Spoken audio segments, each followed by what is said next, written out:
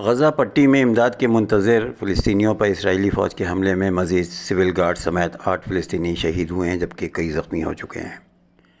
عرب media کی report کے مطابق غزہ میں انسانی امداد پہنچانے کے لیے استعمال ہونے والے راستے پر یہ حملہ غزہ پٹی میں انسانی بنیادوں پر امدادی کارروائیاں جاری رکھنے کے لیے امدادی سامان کی ترسیل والے روٹ پر روزانہ 11 گھنٹے آپریشن نہ کرنے کے اسرائیلی فوج کے اعلان کے بعد کیا گیا۔ قابض اسرائیلی فوج نے غزہ کے لوگوں کو عید بھی نہیں منانے دی۔ غزہ میں مسلسل بمباری جاری رہی، بچوں سمیت متعدد فلسطینی شہید ہو گئے۔ غزہ میں فلسطینیوں کی نسل کشی پر امریکی خبر ایجنسی کے رپورٹ کے مطابق اسرائیلی فوج نے حملوں میں غزہ کے کچھ خاندانوں کی 4 نسلوں کو ختم کر دیا ہے۔ دوسری جانب رفح میں القسام بریگیڈ کے جوابی حملے کے دوران 2 روز میں 11 اسرائیلی فوجی ہلاک ہوئے، جبکہ لبنان سے حزب اللہ اور اسرائیلی فوج کی جھڑپوں میں بھی اضافہ ہو گیا ہے۔ اسرائیلی فوج نے حزب اللہ سے تنازعہ وسیع ہونے کا اشارہ دے دیا ہے۔ ادھر اسرائیلی حکومت نے فلسطین کو تسلیم کرنے والے ممالک پر پابندیاں عائد کرنے پر غور شروع کر دیا ہے۔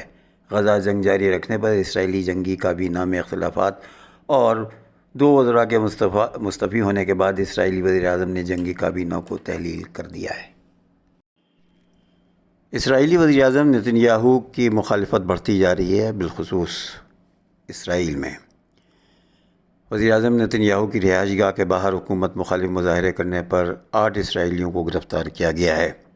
عرب میڈیا کے مطابق اسرائیلی مظاہرین نئے انتخابات، جنگ بندی معاہدے اور حالیوں کی واپسی کا مطالبہ کر رہے تھے۔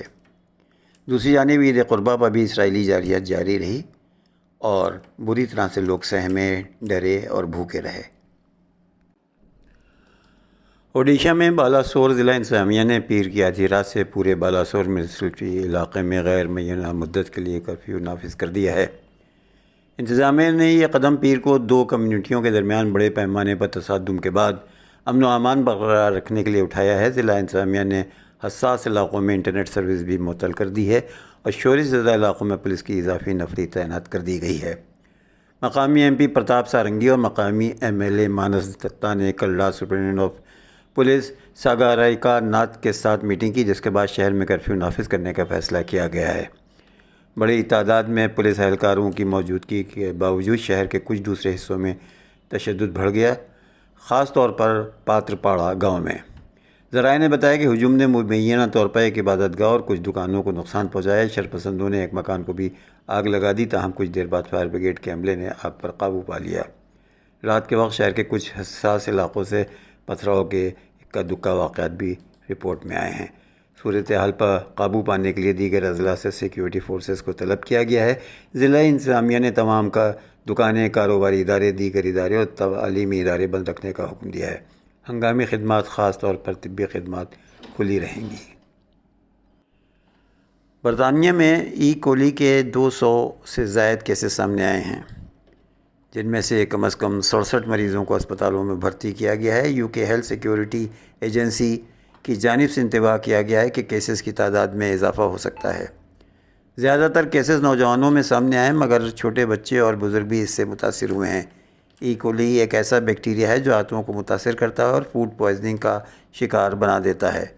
UKHSA کے مطابق عموماً ہر سال ای کولی کے 1,500 کیسز برطانیہ میں سامنے آتے ہیں، مگر حالیہ کیسز کی لہر کی وجہ زیادہ ہے۔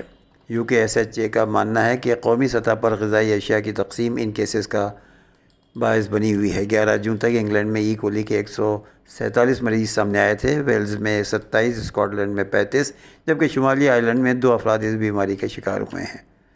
14 جون کو برطانیہ کے سپر مارکیٹس کو سینڈوچ فراہم کرنے والی 2 کمپنیوں نے اپنے پروڈکٹس کو ای کولی کے خطرے کے باعث واپس طلب کر لیا تھا۔ اسی طرح 17 جون کو ایک اور کمپنی کی جانب سے مختلف غذائی اشیاء کو واپس طلب کیا گیا ہے۔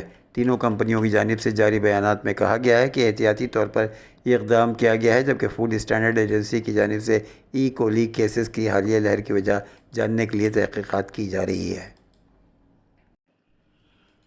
سپریم کورٹ نے سنگین بے ضابطگیوں کے الزامات سے گھرے نیٹ UG 2024 کو منسوخ کر کے پھر سے کرائے جانے والے ایک عرضی پر منگل کو مرکزی حکومت اور نیشنل ٹیسٹنگ ایجنسی NTA سے کہا ہے کہ خواہ کسی بھی طرح سے 0.001% بھی لاپرواہی ہو، اسے قبول کریں اور طلباء میں اعتماد پیدا کرنے کے لیے مناسب وقت پر مناسب کارروائی کرتے ہوئے اس معاملے سے پوری طرح نپٹا جانا چاہیے۔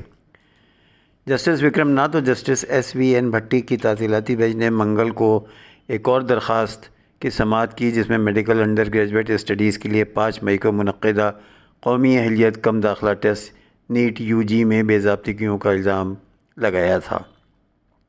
بینچ نے مبینہ طور پر سوالیہ پرچہ امتحان سے پہلے عام ہونے اور امتحان کی تیاریوں میں دیگر بے ضابطگیوں کی وجہ سے نیٹ یو جی 2024 کو منسوخ کرنے کی درخواست پر مرکز اور این ٹی اے کو نوٹس جاری کرتے ہوئے ان سے کہا ہے کہ وہ اپنا موقف پیش کریں۔ بینچ اس کیس کی اگلی سماعت 8 جولائی کو دیگر متعلقہ درخواستوں کے ساتھ کرے گی۔ اور پیش ہے اب ایک دلچسپ خبر۔